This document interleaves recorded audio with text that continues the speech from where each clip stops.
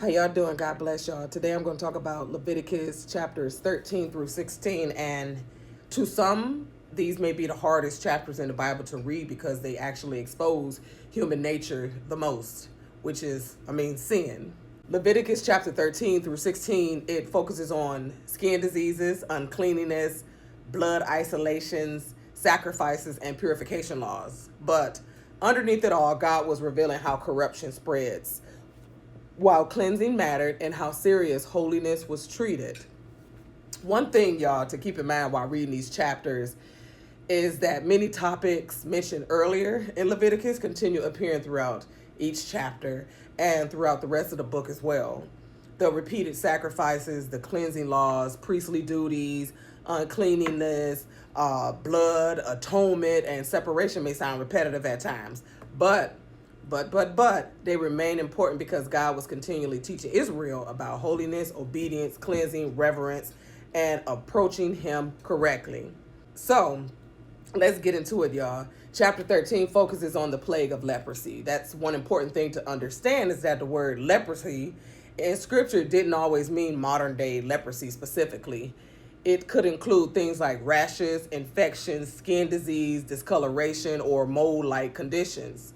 And the main concern was whether the condition was spreading, contaminating, or making something ceremonial unclean.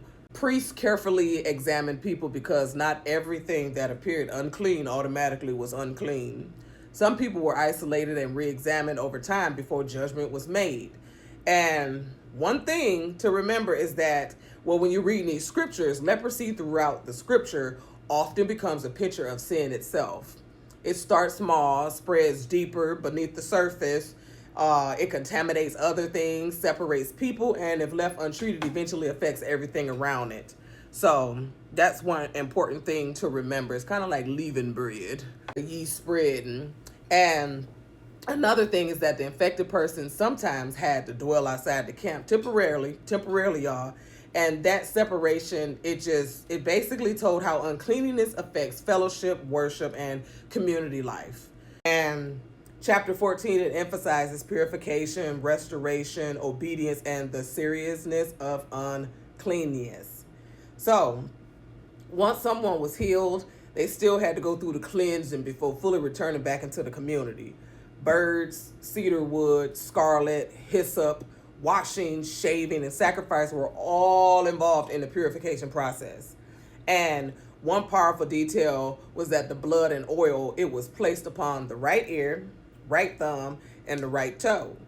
Now, what that sound like? That's similar to Aaron's consecration earlier in Leviticus. Although it's different, it still symbolized hearing correctly, serving correctly, and walking right before God.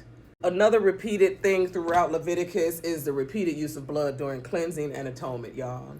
Blood repeatedly appeared throughout the book because life belonged to God, and atonement consistently involved sacrifices. Moving on, this chapter, it also discussed contaminated houses. Priests inspected homes carefully for spreading mildew or corruption. Stones could be removed, walls were scraped, and if the contamination continued spreading, the entire house would eventually be torn down. Ain't that something, y'all? Glad they had no HOAs back then. I'm sorry. But not every destructive thing starts visibly overnight, y'all. Sometimes corruption spread quietly beneath the surface before people could fully recognize it. And here's what makes these chapters so relevant even today. Problems ignored rarely stay small. Chapter 15, it focuses on personal uncleanness. One thing important to clarify is where Scripture speaks about a seed. In this context, it refers to semen from intercourse or bodily emission. When it speaks about a running issue of the flesh, it refers to the bodily discharge from a man. And also when Scripture says issue in her flesh be blood, it refers to menstruation or abnormal menstrual flow. And another portion in the scripture, when it says the flowers be upon him, it means a man having sexual relationship with a woman during her menstrual cycle, which causes ceremonial uncleanliness. These verses, y'all, they aren't teaching that normal bodily functions themselves were evil. Not at all.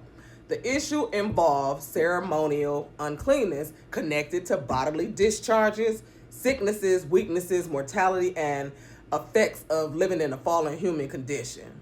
Because one important verse to look at is Leviticus chapter 15, verse 31, and it says, "They that die not in their uncleanness." Now, that right there, it revealed how serious approaching sacred things improperly could become.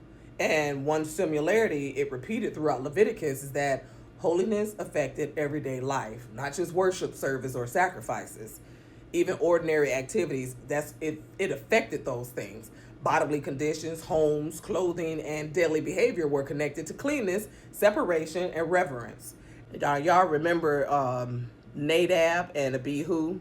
They basically gave God strange fire and was killed right then and there. You can't approach holy things carelessly.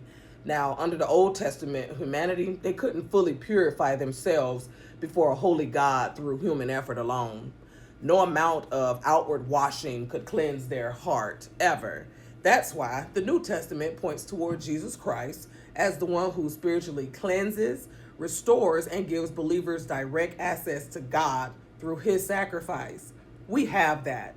Then, in chapter 16, it becomes one of the deepest chapters in Leviticus, which was the Day of Atonement. This chapter, it centers around sin, sacrifice, atonement, cleansing, and access to God's presence. Along with everybody else, the high priest couldn't just enter the temple, the tabernacle, whenever he wanted. God gave very specific instructions because access to his presence was never treated casually. Now, before Aaron could even enter, he first had to bathe, dress properly, offer sacrifices for himself and his household, and then make a sin offering and a burnt offering. And as I stated before, that's important because even the high priest back then was sinners too. They needed atonement just like everybody else.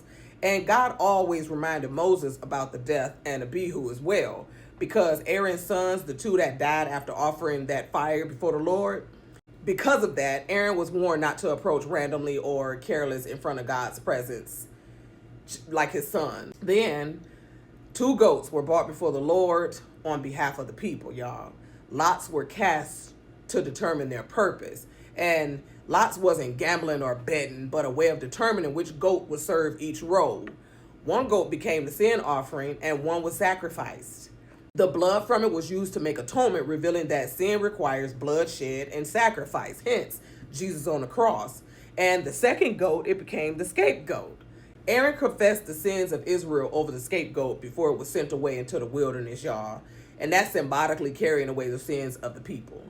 That imagery was powerful because it reveals both atonement and removal of guilt. And another repeated pattern throughout Leviticus, y'all, is that sacrifice, cleansing, blood, priest, and atonement continually pointed forward to humanity's inability to remove sin permanently through the law alone. Leviticus reveals that God never ignores sin, but he always reveals that he can continually make a way for restoration for us. Y'all have a blessed day.